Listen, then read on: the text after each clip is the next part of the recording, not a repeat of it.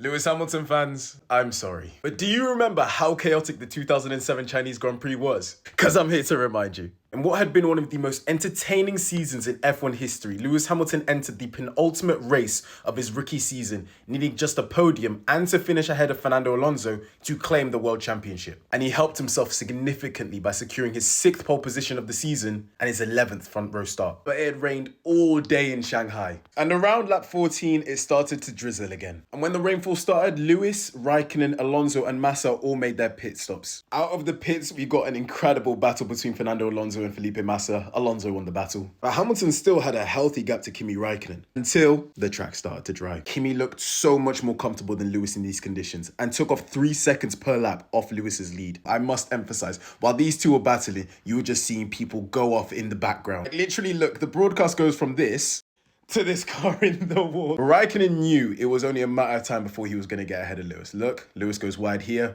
Raikkonen just can't make the move stick. Lewis here, wide again. Raikkonen couldn't make the move stick. But I love this one because you see a Toyota off the side there. That's Ralf Schumacher. They go down the straight and there's another car. That's Nico Rosberg.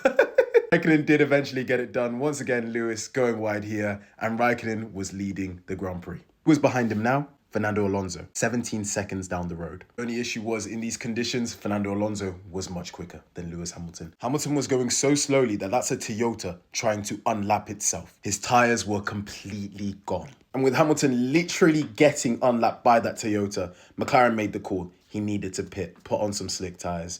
And then this happened, the infamous moment.